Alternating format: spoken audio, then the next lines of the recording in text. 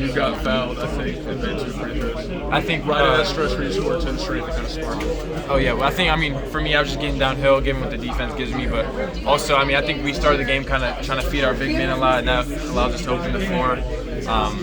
And again, for me, I'm just sharing the ball because I know I'm gonna get it back eventually. What was your reaction to that block Felix had on the alley-oop attempt? Selfishly, I was kind of mad I missed the layup, so I was like, I wasn't really focused on it. But he blocked. I was like, what? Yes! Yes! I was like, to him. I mean, we all know he can do it, and it's good to see him, back to him blocking shots. We're going to switch defensively for you guys because it was a 20-0 run. They didn't score for 6.5 minutes there. I mean, I think we just kind of worn them a little bit. I mean, a lot of credit to Auburn and all their players and terrific players. It's hard to defend those guys. They have such good pieces at every spot on the floor. So for us to just kind of stay in the course, try to do our best job we can defending them, and ultimately we kind of wore them, I think. What does it say about just the resilience of this team to do what you guys did? I mean, it says a lot. Just says a lot about how much we're pushed every day in practice by Coach Barnes, and kind of just our toughness because of him. So for us to be able to stick with our defensive capabilities throughout the whole game is a huge credit to Coach Barnes and how we practice. I know you didn't get to play last Saturday, so how excited are you to get a crack at Vanderbilt tomorrow? I'm excited. I'm excited to play in the game with this team, my team right here. So I know we got a great team coming in that we're playing next game, Vanderbilt. And so for us, just kind of focusing on not trying to give them a big lead early, because with the team as well coached and as disciplined, with a player like Tyler Tanner and Okereke and all those guys, they can really do damage if we're not locked in from the jump. So for us, just being locked in from the jump and taking care of business. Do you really feel like you could have played the last couple of weeks, like Coach was saying?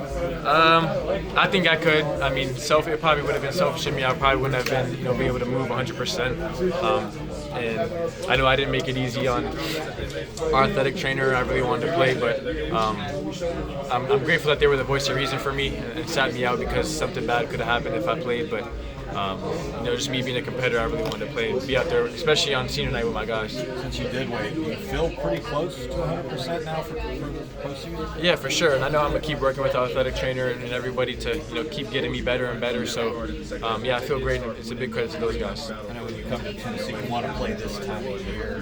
When you first got hurt, it looked pretty obvious. Was there any concern at the time saying, gosh, I don't know how this is going to go? No, not really for me. It was just, what do I need to do to get back on the court? And I tried to push through it again in the second half at Alabama.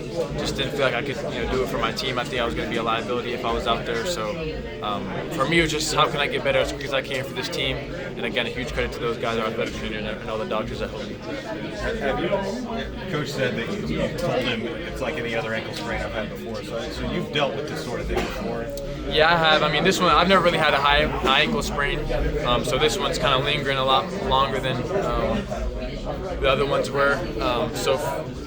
I mean, it is kind of like another ankle sprain I had in a way, where it's just lingering pain, but this one's a little bit different pain in different areas. Nate, obviously in the second half on defense and on the boards, the physical presence was a lot more profound, but how can you kind of attribute a lot of those adjustments you guys made to the mental game as well? Yeah, I mean, for us, we know we just can't lose our head. We got to stay the course of the game. And a lot of times it's just doing our job consistently, and sometimes it might not work. But by the end of the game, we like to think that it'll, we're on the other team. So for us, the coach's message to us, and all assistant coaches' message to all of our players is just keep doing your job, and we know it'll work. And you looked a lot more poised offensively in the second half. What kind of goes into that adjustment coming out of halftime? I would say not much really changed for us coming out of halftime. I mean, we looked a lot smoother. We were taking care of the ball. The thing for me was just trying to get my big man involved as much as possible, get them the ball as much as possible. But the big thing of our second half run was our defensive, what we did on the defensive side. Take the ankle out of it. The growth you made this season. How much now do you get the sense of, like, now's my time to kind of take more shots, take more chances, kind of take over the game a little bit? Well, I mean, a lot of it is coming from my teammates. You know, they tell me I need to do this or do that. So having that belief from your teammates to take more shots or take over a game helps you to do that. And a lot of it's just what we've been through this whole season with Coach Barnes, and you know, us being put through the fire with him every practice. Kind of just allows us to build that confidence. And he doesn't really give us anything; we have to earn it from him. So him pushing us every day in practice kind of built that confidence with me and this confidence with this group to be able to continue to play the way we played throughout the whole game. Nate, sorry if you've kind of already been asked this, but can you walk me through kind of what you go through mentally when you miss a significant amount of time and you come back in a one or done situation? What's that like mentally for you? It's super. I mean, starting with the injury, it's super frustrating to be able to have to sit out, especially when you feel like you should be out there helping your teammates. Again, a lot of credit to our medical staff, but mentally I went through it a lot. A lot of emotions for me, especially right after the injury. When I came out the second half, when I didn't play against Vanderbilt, there's a lot of emotions there for me. So a lot of it was just kind of me and my faith, and sticking to trusting in God and His plan for me, and also just trusting in guys like Bishop Boswell behind you, just knowing that he got my back, and I don't have to do anything that I haven't done before. I just got to trust in me, my teammates, and God, and leave the rest up to. Now fast forward, you have this performance, you guys move on. Where are you at mentally right now? I mean, I feel good. It feels good to have that performance on this stage with this team. Again, a lot of credit to Auburn. They made us earn every second of it. Mentally, it feels really good, but I know that it has to be short-lived because we got a really good team at Vanderbilt coming in here. So for us, it's just for me, it's just focusing on the next game, not really getting too caught up in this game, but focusing on what I need to do to be better for this team and what adjustments I got to make to be better for this team come Vanderbilt. How much have you wanted to play those guys since they spoiled senior night for your team? I mean, I really wanted to play on senior night with the guys, and it sucks that we couldn't get the win against them. I mean, again, it was just we kind of hurt ourselves. We gave up a big lead early, and with a team like Vanderbilt that's so well coached, so disciplined, a player like Tyler Tanner, Okereke, Tyler Nickel, all those guys, if you give them life or you give them belief early, then they're going to be a dangerous team, and they are a really dangerous team. So for us, it's just kind of limiting them as much as we possibly can and doing our job for the full 40 minutes of the game. Do you think it's going to be like Vandy, Tennessee in the SEC tournament in Nashville? I mean, you can write it up better than that, I'd assume. No, you can. I mean, a lot of love from our Tennessee fans, and they also have a lot of love here in Nashville, so it's going to be a great environment tomorrow, and I'm super grateful I'm able to play in it. Are you expecting 30-plus minutes today? I knew that Coach Barnes was going to let me go. Yeah, I knew that. Well, I didn't know, but I knew with being injured, he's going to ask me, like, are you okay to keep playing? And it's really up to me if I want to keep playing or not. I knew he was going to kind of do that with me. So, I mean, I'm grateful to have a head coach like that, putting a lot of trust in me to keep playing through, what I'm going through. Was there a moment in the game where you're like, I'm good? I'm fine? Yeah, I mean, I felt good to start the game. Just kind of trying to build trust in this leg to, plan on it, run on it, and stuff like that. And I felt pretty good. What's been the biggest challenge for you with your leg? I mean, like we talked about earlier, the mental aspect of it. Just kind of trying to come back and help this team as much as I can, but also just like building trust with my leg, knowing that I can plan on it, I can trust it fully and play like I was playing before I got injured. I'm sure you already answered this, but what was working so well for you when you got going there and scored 10 straight? I think I got to the line. We got downhill early. Yeah, I mean, a lot of it was free throws. Hit a three, but a lot of it was just being aggressive, trying to get downhill. Auburn had just made it a 10-point game, and I think you go down and make that corner three by Tennessee's bench, make it like 51-43. Ball fans are coming alive, and it kind of starts the 20-0 run. What were you guys kind of seeing on that play, and how much did that fuel the next stretch? Yeah, I missed the first one. I knew Coach Barnes wasn't going to be happy about that first one I missed. And then I tried to get the ball caught timeout. The ref didn't see. I kind of ran him over.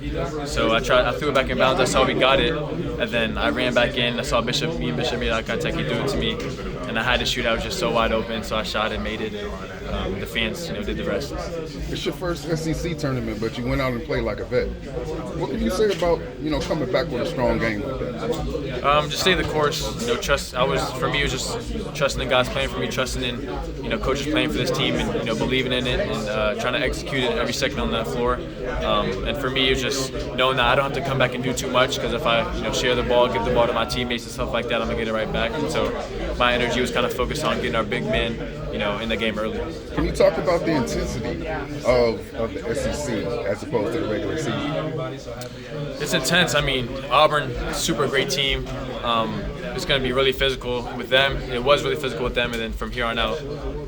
So for us to just kind of batting that intensity, being who we are, doing our job every single play. Do you relish that intensity and physicality? For sure. I mean, we welcome it as Tennessee basketball program, and we're a physical team, and we that's kind of what we built our name on. So for us, it's just being who we are and staying physical, staying strong, staying tough throughout the whole game, and then making the team make adjustments. What does this team have today that maybe didn't have earlier in the year, where you wouldn't have been able to overcome the deficit and win by 10? I think our mental toughness has taken another level, just with the game reps, the practice reps, and again, like I said earlier, Coach Barnes has put us through the fire every day in practice, and has kind of built a resilience with this group. So for us, it's just kind of staying the course, like I said earlier, and just doing what we know we can do. What can you say about what Felix Okpara has given this team, really over the last handful of games? I mean, he's great. I mean, when we got all of our big men, playing like how they're playing, we're a dangerous team, and Felix is just doing what we know he can do. So for us, it's just, it means a lot for us to be able to get up and pressure the ball. We know we got Felix Okpara behind us, ready to block a shot. And then on the offensive end, he's relentless on the offensive glass, catching lobs, catching post-ups, and scoring on the bigger guys. So for us, it's just trusting in him, and we know that he's going to do his job every night. What will it take to cut down the nets? For us, it's just playing a complete 40-minute game. Take care of the ball, offensive rebound, do what we can do. And I would just say for 40 minutes, we got to be able to play Tennessee basketball. How quickly did the rehab process start?